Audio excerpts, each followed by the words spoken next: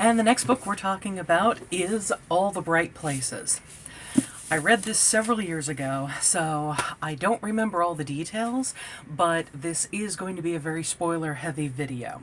So, again, All the Bright Places, it is written by Jennifer Niven, Naveen, I'm not sure, Niven. Hopefully this is still in focus and you can see it right there. But anyway, if you want to read it yourself and don't want spoilers, stop the video here because I am going to talk about them.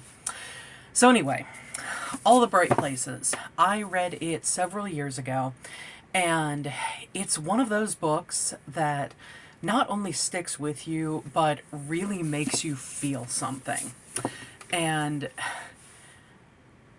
it is ultimately a tragedy. So it starts out, our main characters are this guy named Theodore Finch, he just goes by Finch, and Violet.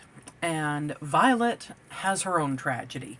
She lost her sister, I believe, in a car accident, within the past year prior to the novel beginning, and she is not dealing with it well.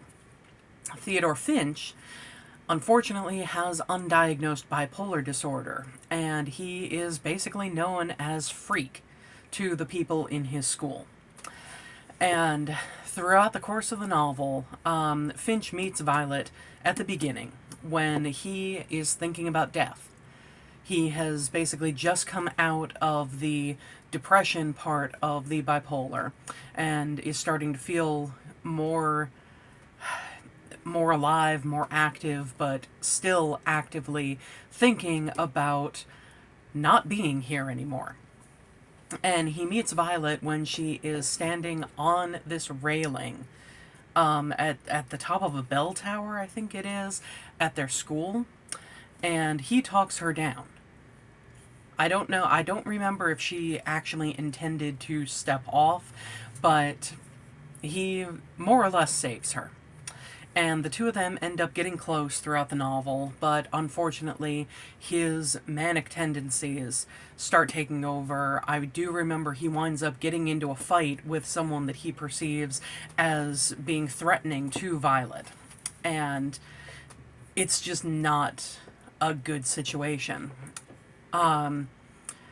He actually helps Violet, come out of her shell and really grieve the loss and move through that loss of her sister not being there anymore.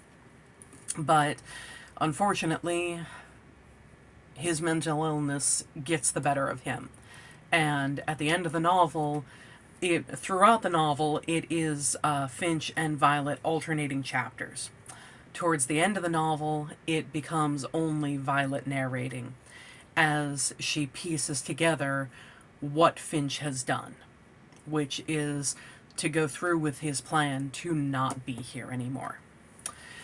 And it's one of those things, like, the novel simultaneously makes you feel angry and hopeless. Angry because I think there's always some part of you that thinks to yourself, why didn't they try harder?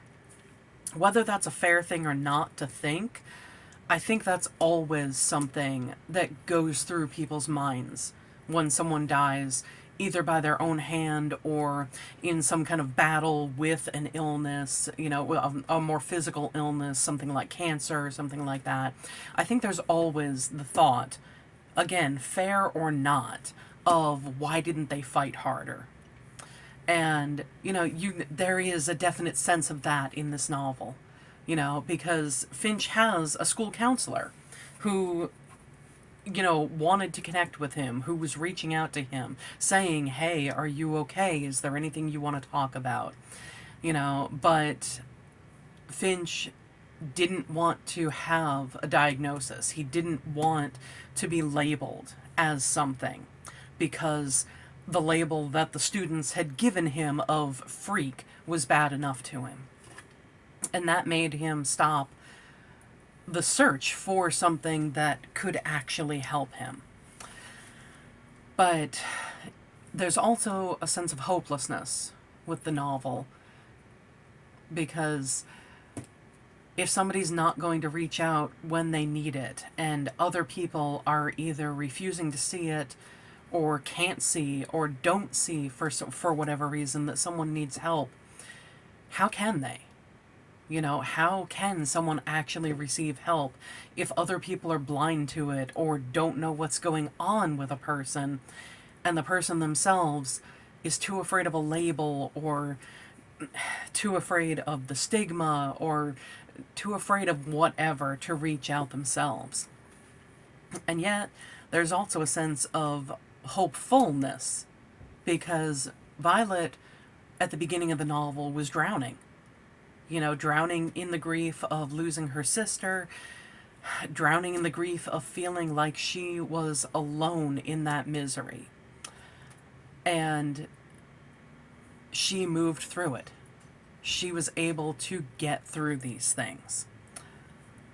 So, I can't speak on mental illness because I have not been diagnosed with anything. Friends of mine have, but I'm not going to share their stories. That's their own to share. But yeah, it's definitely a powerful novel, and a lot of people, you know, think that young adult can't have that kind of impact on a person. You know, that, oh, it's just young adult, it's writing for teenagers. But those can be some of the hardest hitting books. So, yeah, this novel, it may make you angry, it may make you feel hopeless, it may make you feel hopeful. It made me feel all three of those things, and I definitely recommend reading it. Also, the movie, I liked it, but because we're not specifically in Finch's head,